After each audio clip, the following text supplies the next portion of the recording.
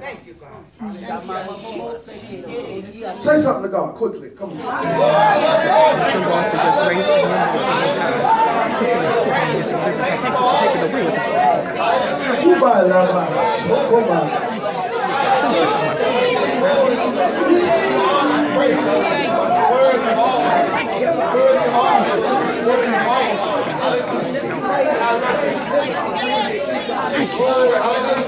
Hallelujah, Jesus. Thank you, Lord. Come on, say something to him. Come on, say something to him. God, we give the glory. Come on, say something to him. We give the glory. Come on, I say something to him.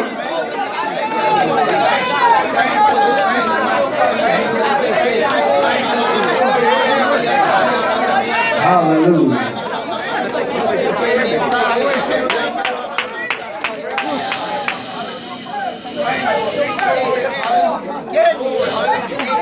Mr. Clint, what's your job occupation? Huh? You're a chef. Where at? West Marion. What if I told you that God was getting ready to do something for you? Glory, glory, glory. Thank you, Lord. Thank you. How would you respond? Let me ask you this. What does January 22nd mean to you? That's your birthday. God was getting ready to do something for you, sir. Hallelujah.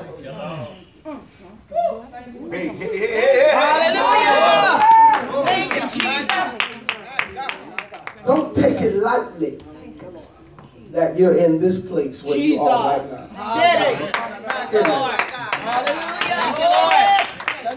There's a transition getting ready to be made. And you're going to see the evidence in your paycheck.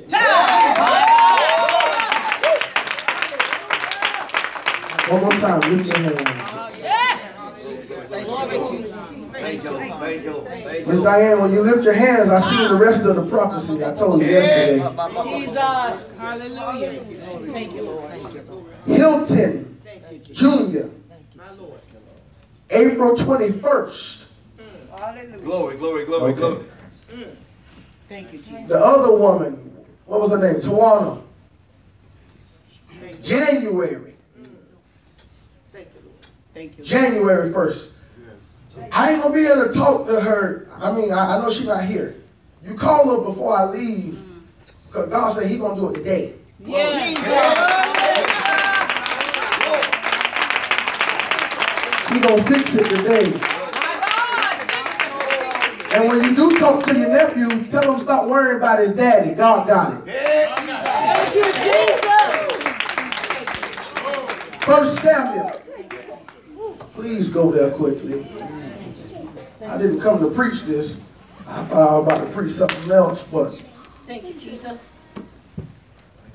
God wants to do something. 1 Samuel chapter 22. I was sure I'm about to preach something else. Go to 22. I'll get it. I'll get it. When you have that, stand to your feet from the reading of God's word. Hallelujah. Somebody say hallelujah. Hallelujah. 1 Samuel chapter 22.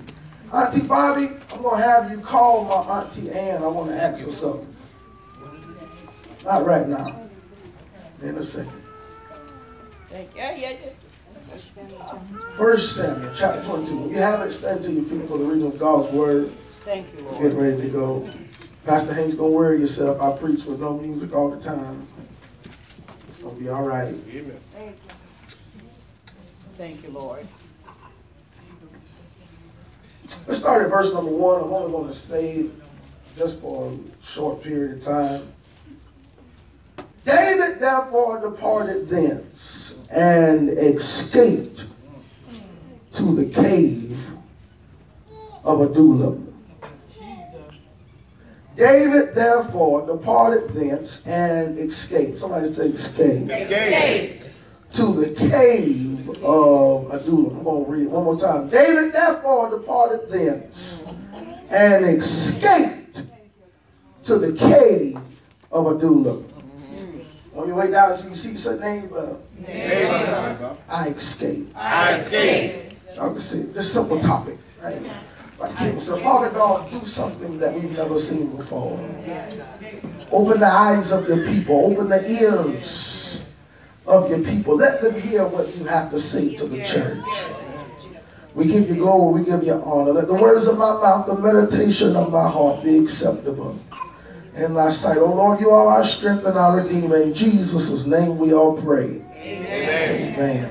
Let's go back to the 16th chapter of this great book. We'll find out that David was anointed to be next in line. Don't know why God is taking me here, but he was told that he would be the next king of Israel. The moment David was anointed, he went through challenge after challenge. He went through hardship after hardship. He went through one thing after the other, not expecting to go through any of this at all. All right.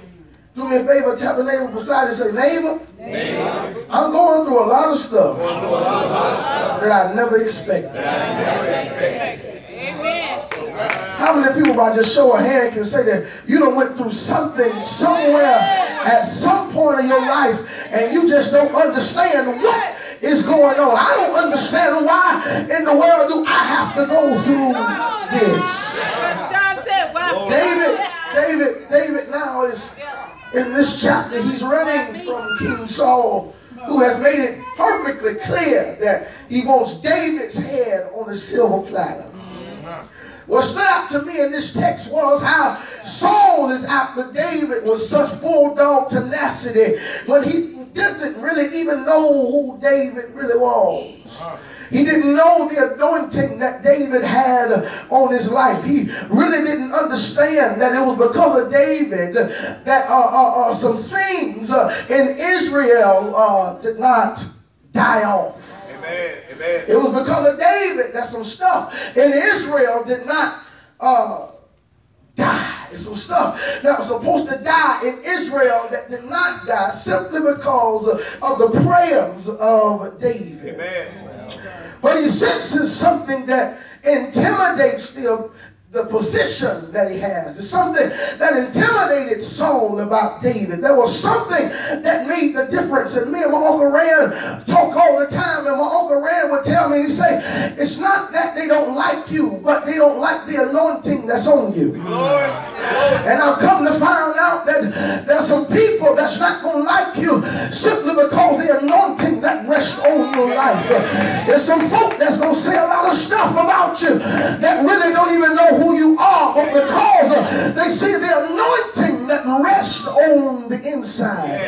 Can I tell you, don't you think for a second that somebody is mad at where you are right now. Don't you even think for a minute that somebody got an attitude about what you drive right now. No, baby. They got an attitude because they see what your future look like. They see what God got better for you. And you looking at yourself like, I don't got nothing. I don't got no car. I don't got the house I want. I don't got the money I want. And these people trying to hate on me. No, baby. Change your mindset. They see where you're going. And there's a lot of us that don't know where we're going, but our enemy can identify where we're going before we can. And that's the problem with us today. We're trying to stay in a pity party for too long. Get out that pity party. Get out of Lola Bar. You trying to stay there all day for what? God got a place for you that's way bigger than where you are right now. Tap your neighbor, say, neighbor, I'm escaping this today. Why is it that your enemy can see where you're going before you can? Why is it that your enemy will be able to identify and clarify where you're going before you even make it there? To me, I get a little nervous because the way they see me, I don't see myself like they got a prayer life for somebody. They got to be praying to somebody to get this kind of insight. But the problem I got with us is, if they can see it, why can't we see it? We praying, but we must not be praying the right prayers. We've been preaching, but must not be preaching to ourselves, because we talk about faith, we talk about walking not by sight, and we talk about this blessing coming by ear and all this and all that, but we steady looking at the situation as if things ain't gonna never get better. But I came to tell you, and I came to tell every devil, you see where I'm going, so you might as well go and get out my way, because I ain't stopping today. You know exactly where I come from. You know exactly what there is in my future.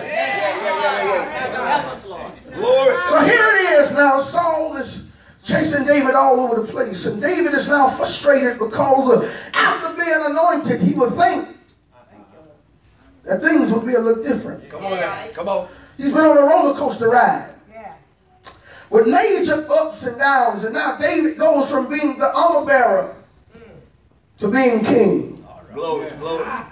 To killing a giant that everyone was scared of. Now to being on a run from a man, catch this, that he's been serving. Come on now. Yeah, Lord. I got to run from somebody that I protected. Come on now.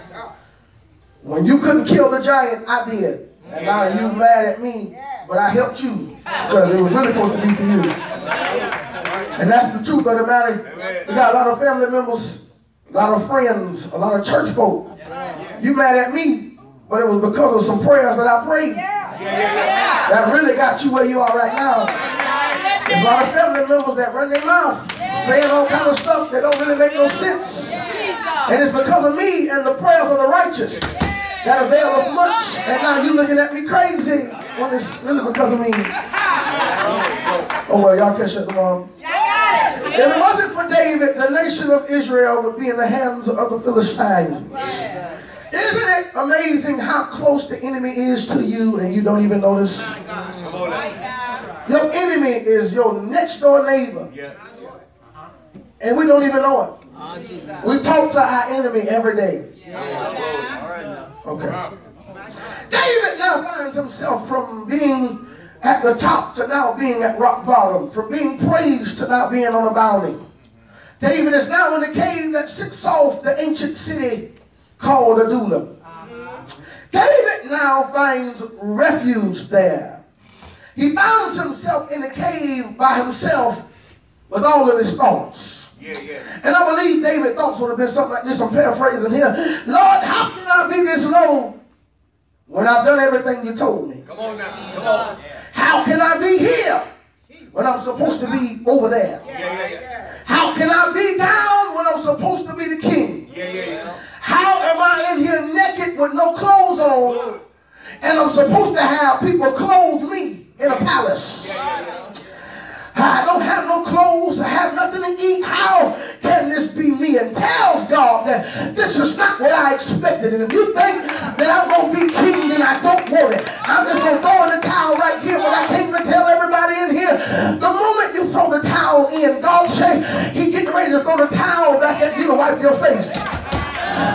Let me say that one more time. The moment you just say, I'm going to throw in the towel, God says, I'm throwing the towel back at you to wipe your face off. Because you've been sweating, you've been crying, you've been trying to give up, but God says today, He's getting ready to turn some stuff around in your favor. God told me to tell you, He's getting ready to open the eyes of the blind. Oh Lord, let me say that again. God said He's getting ready to open the eyes of the blind. No, you're not blind naturally, but you're blind spiritually. And you can't see what God has for you. And God said the more you complain, the more things are going to get worse. So just learn how to praise me in spite of. Here it is. Can I make this statement knowing that we've all been here in some place sometime in our life? You got married, but instead of being for better or worse, it went from better to worse. You got a promotion with better benefits, but came with no stress. You answered the call to ministry only to discover that it came with 3 C's that really irritate your nerve: conflicts, confusion, and chaos. You went to the doctor to only find out that things don't look good in your favor. Went to the doctor to find out you got high blood pressure, cancer, all these different diagnoses that really don't make no sense to you in the natural. But God told me to tell you, although it's not what you expected, I gotta take you through something for you to get somewhere. And a lot of the time we don't want to go through nothing and we think we're gonna get something. But God told me to tell y'all today, in order to get something you've never had, you gotta do something that you never did. And a lot of us been trying to do some stuff that we really don't know how to do. A lot of us been trying to speak stuff that we've been saying all of our life. But God told me to tell you, if you can just get out of the norm and do some stuff that you've never done before, that's when I will open up a window in heaven and cause the manifold blessings to come upon you. I don't got no church here today. Let me say it one more time. In order to get something you've never had, you got to do something that you never did. If you know you need money, giving should never be an option to you. The moment somebody say $100, $200, I don't care if that's the last thing you got, you should be trying to give simply because there it is. I thank you. Here it is. Now God just told me to tell you something. A miracle is not what is orchestrated. Let me break this down. A miracle, God just told me, say a miracle is something that was never supposed to happen anyway.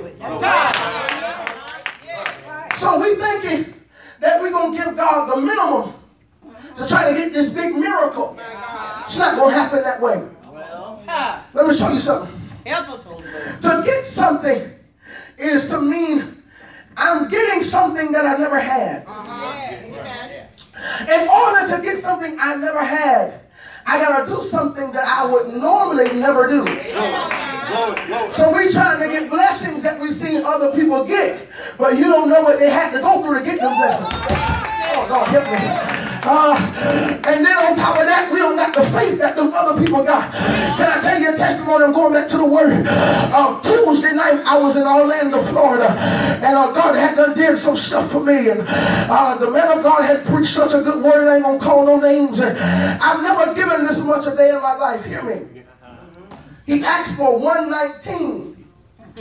I gave 419, 519, somewhere in there. I was compelled to give. And I just told y'all, in order to get something that you... Okay. I gave something that I would normally never give. And the thing about it was, me and my grandma had just talked the night before. And we were talking about some stuff that pertained to the same thing he was preaching. I ended up giving 519. The man of God pulled out his wallet, took my money, threw it, and said, that's nothing to me. Put $1,000 in my pocket just that quick. Hear me, hear me, hear me. We shout. But do you have the faith to really achieve what you believe? Let me say it again. Do you have the faith to achieve what you believe? We believe in stuff, but you got to have faith behind it.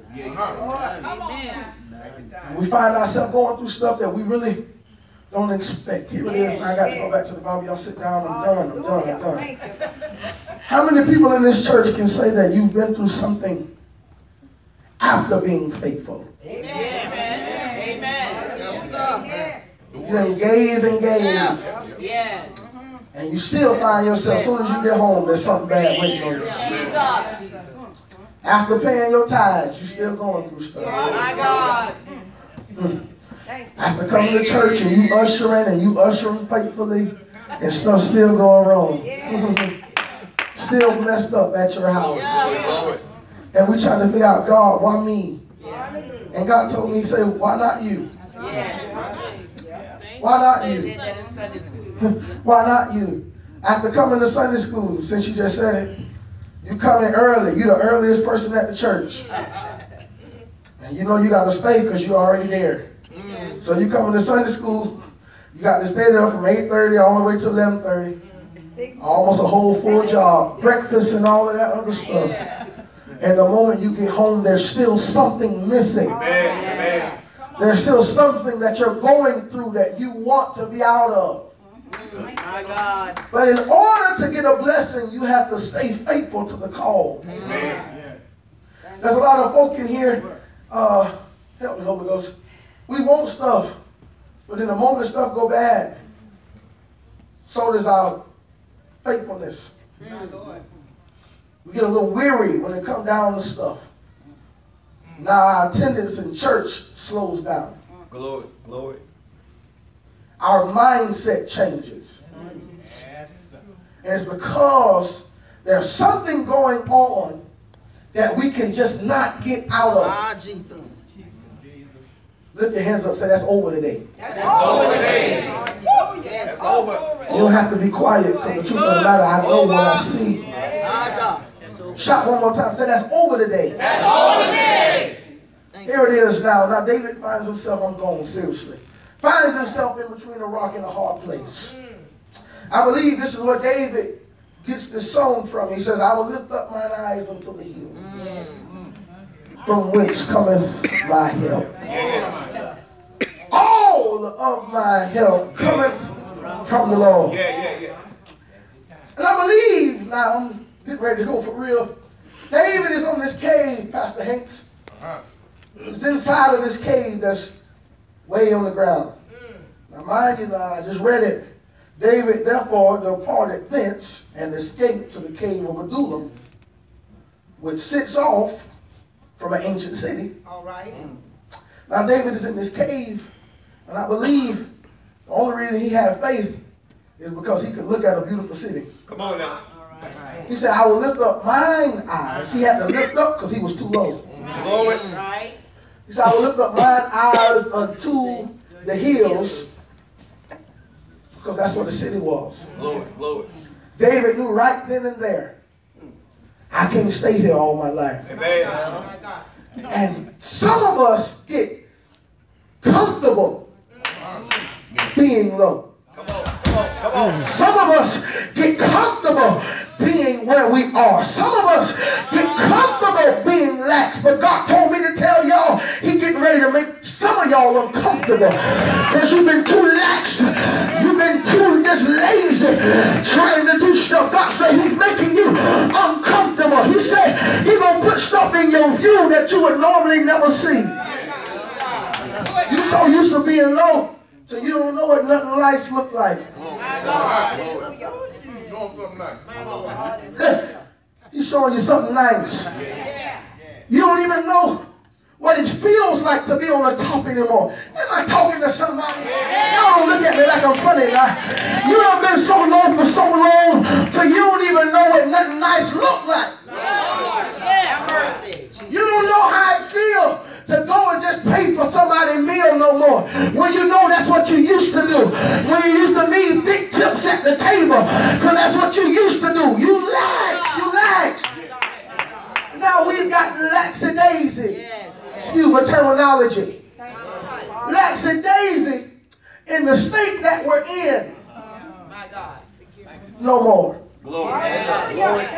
Declare this over your life. Say, I will be the head. I will be the head. And never the tail.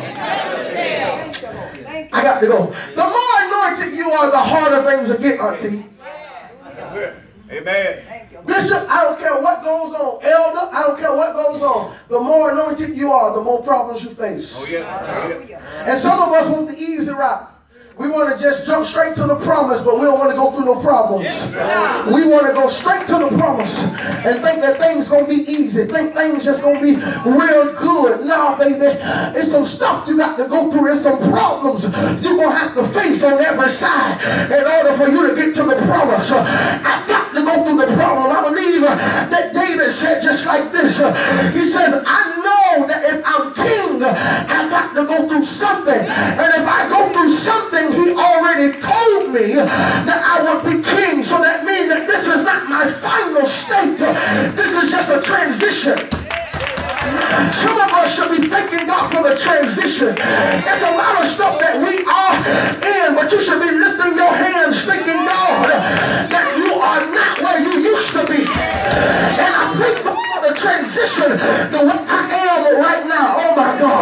Somebody ought to lift your hands up, open up your mouth and shout. Hallelujah. We've been taught the shortcuts, but when we're all out of stuff, our life is lost. Life has a way of placing us in some bad situations. When you've been faithful, how do you manage miserable moments? You've been faithful. You done cried. You done fasted. You done prayed. And now you have to face some miserable moments. But I want to tell you in here in this church at 11 o'clock, don't get so busy looking at misery that you forget the miracle. Yes, Lord. Don't get so busy looking at stuff that's real jacked up that we forget to look at the miracle. We thinking God ain't done did nothing. No, baby. I got to go through something. Yes, Lord. One of the major tricks of the enemy that I have discovered is keeping our mind away from the stuff that we know we're supposed to have. We're looking at all the wrong stuff. This ain't right. That's jacked up. My kids acting up. And all this stuff means nothing to God. And we looking at stuff and the devil playing mind games with us. And we looking at this, that, and that's that. God said, keep your mind off the negativity. If you can just keep your mind on the positivity, I'll do some stuff in your life. Not only did David have misery, but now he has to help 400 other folk in a cave that he really don't want to be in. The text says in verse number 2 that David's whole household and many others that did not believe in him, watch this, now come seeking for help. You ain't even believe in me. You ain't even think I was this. You ain't even think I'd be a man of God. You ain't even think I'll make it to where I am. A lot of people have counted us out. A lot of folk think we'll never make it. Say we'll never be nothing. But God told me to tell you them same folk that's been running their mouth at you will be the same folk that come, that need a healing, that need a miracle, that need you to pray. That's them same folk that God say He's getting ready to send your way. So don't push your family to the side. Don't push all your family members to the side, baby. Because God say He's getting ready to show yourself. Oh my gosh. God say He's getting ready to prove His hand on your life. So when them same folk come running their mouth, God said He getting ready to do something. Now David has to move from misery to ministry. David now has to prophesy to all these folk. No one considers the way he feels. No one asks him, is he need anything? Simply because they know it's something that he has that I need. It's a lot of stingy folk, y'all. Y'all be careful. There's a lot of folk that want stuff that will never get back. Oh Lord, help me. I feel like preaching. Are you glad that you have someone in your life that never takes off work? You got somebody that will never throw in the towel. You got a leader that will never not answer the phone. You got a leader that will always answer, always come to your rescue. Now here it is. Now the Bible says, I'm going to my sheet. It says that he escapes. Lord help me. It says that he escapes, but it does not say what he escapes from. What I like about the text is it says he escapes, Minister Mobley. It does not say he ran, but he escaped. But I had the pleasure of looking up this text to find out what was David running from.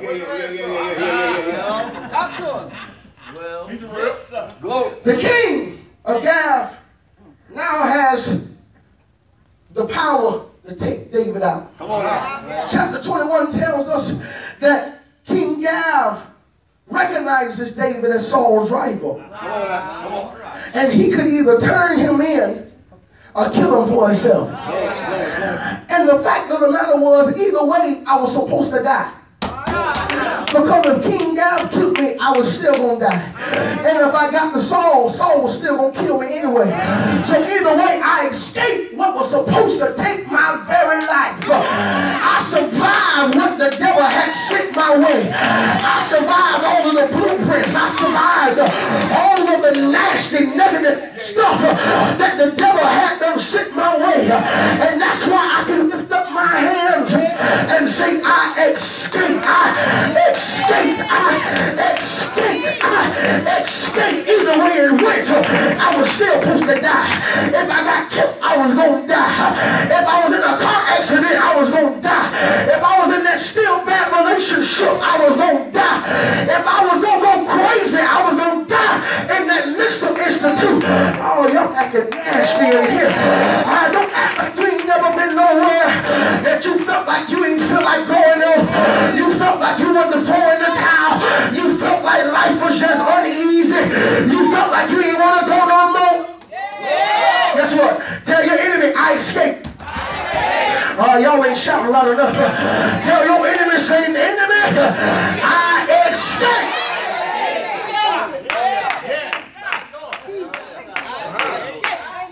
Auntie Mary, do me a favor. Go run, tell Pastor Law and say, you escaped. You escaped. Miss Dennis, look at Pastor Law and say, you escaped. You escaped. Uncle Rand, tell him. You escaped.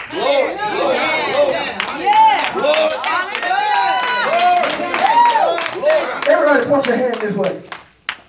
You escaped. Thank you, God. Everybody in unison. Say this over her life. Say, you escaped. You escaped. Lift your hands all over this church. Here's what happened. David knew that because he had a promise, regardless of what would happen, regardless what he had to go through, he knew that it was necessary to go to this next level. Glory, glory. And a lot of us are looking at situations as if this is all God has for us. And can I say this because I hear God? We got 36 more days left in this year. Glory, glory. Can I tell you something? Don't you think for a second that everything he promised you can't come to pass. Amen. Amen. Thank you, God. Thank you. Glory. Thank you, God. Hallelujah. Thank you, God. He promised us all something when the beginning of this year started. And we talked about praise all year long. Thank you, God. Lift your hands quickly. Hallelujah. Thank you, God. And in January, Thank you, God. first of all, in December, Brooksville took a loss. In January, we lost Dre. And on the months and on the months and on the other months and all the other months, we were just steady losing. Steady losing. But we knew that Governor Hinks had already prophesied and said 2018 will be the year that we praise our way through it. Amen. Amen. Glory.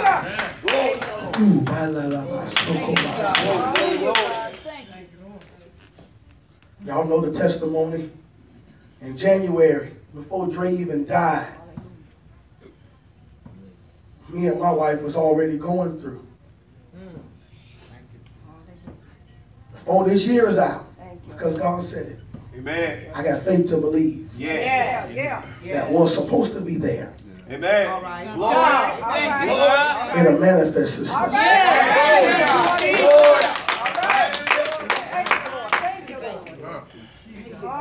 Watch this. That's the way we got to be. We're in a season now, Uncle Rand, where we can no longer have pity parties for things that didn't go our way. Come on. And just because it did not happen does not mean that God lied. Amen. Hallelujah. Amen. Hallelujah. I know what he said. Glory, glory, glory. And I trust Bishop. I trust all the prophets. But sometimes we look for stuff to be in our timing. Yeah. And can I show you something? Watch this. I got the faith to believe because he said it. God can do it. December 31st. Yes, sir.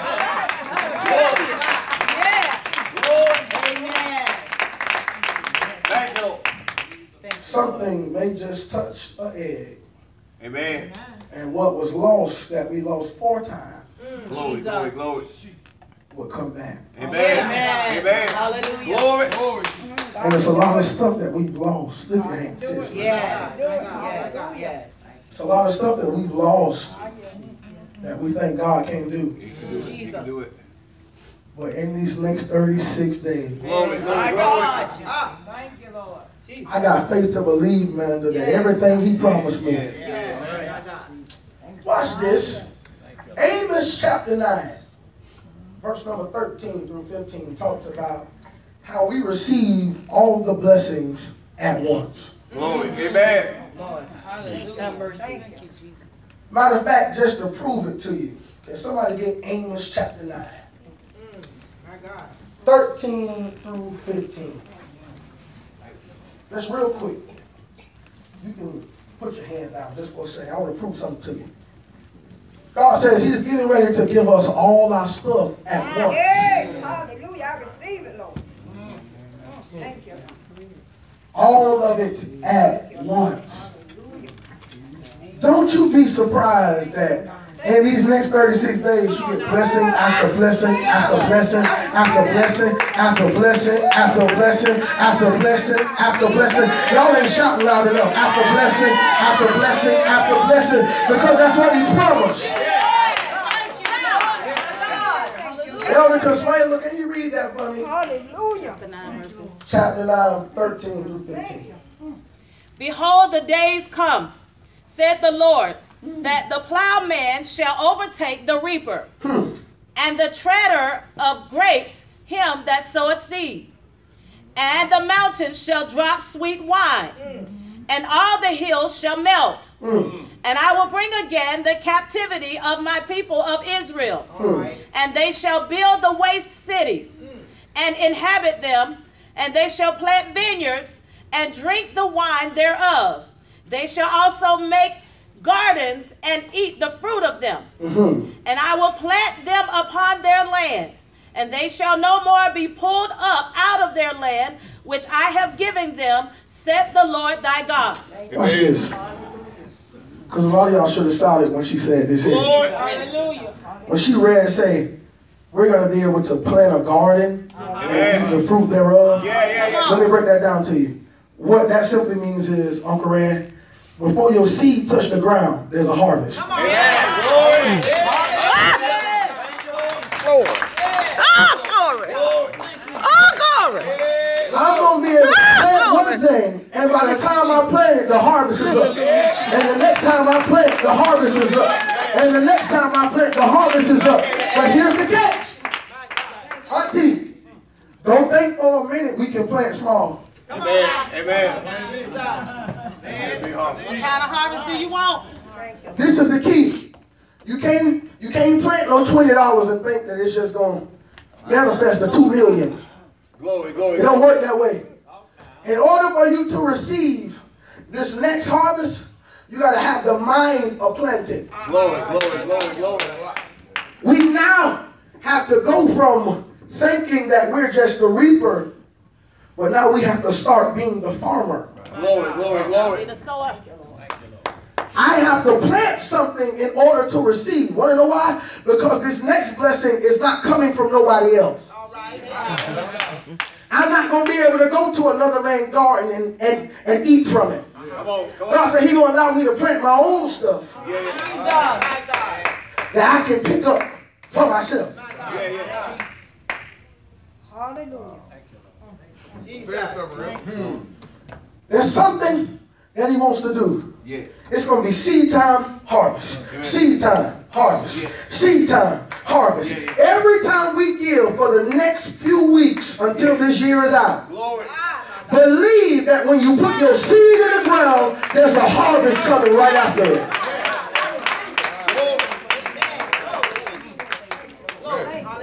Watch this, I'm done. Thank you, God. Thank you. What? Lord. Look at him. Thank you, Lord. Thank you, Lord. Jesus. Hallelujah. Thank you, God. Governor Hanks, I don't know what this means. Thank you, God. God say, you get ready to have sleepless nights. Glory, glory. Sleepless nights. But he said it's not because you're losing sleep or that you're stressing. God said he's getting ready to give you illegal downloads from the spirit that you're not supposed to have.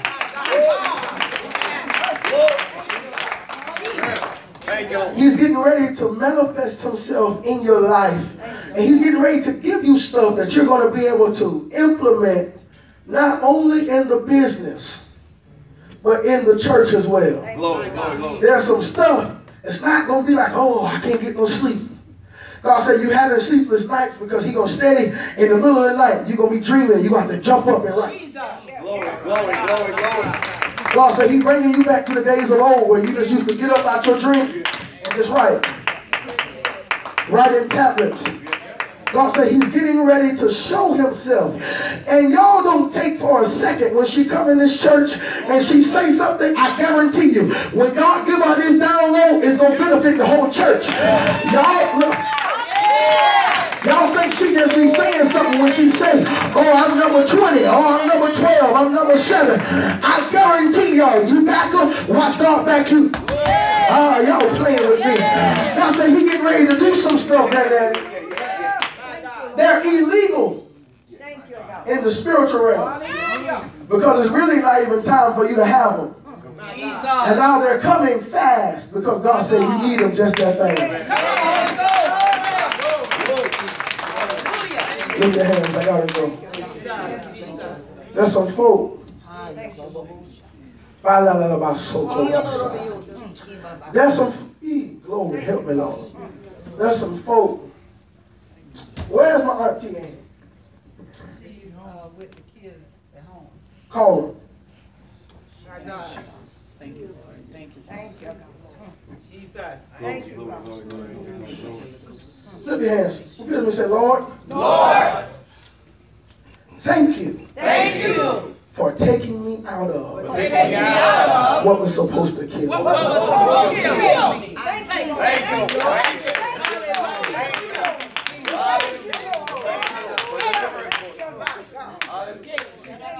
Thank you, God.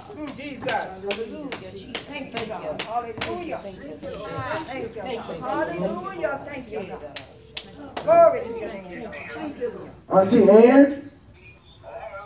Auntie Ann? Yeah, I can hear you now. Okay, can you hear me? Just a little bit. What's up? This little Bryan. Hey. Hey, I was hoping you was coming to church. Yeah, well, I got a house full of 2 of them watching getting shot out of town. Okay, listen. Which one of your kids are born January the 9th? Not January 9th. Jennifer's born January 12th. Huh? Jennifer's born January 12th. I have one born January 9th. What about a friend? Jennifer was born, Shanta was born June 9th. Okay, listen. Whose number is either, 352-989-6275. Who is that? That's Shanta. That's Shanta. She was born on June 9th. June 9th. Okay. Yeah. All right, I got That's her phone number. That's her phone number. Tell her God says she's going to have to disconnect it because there's some folk that's calling her that really don't know good. I can barely hear you there. Okay, watch this. Hold on.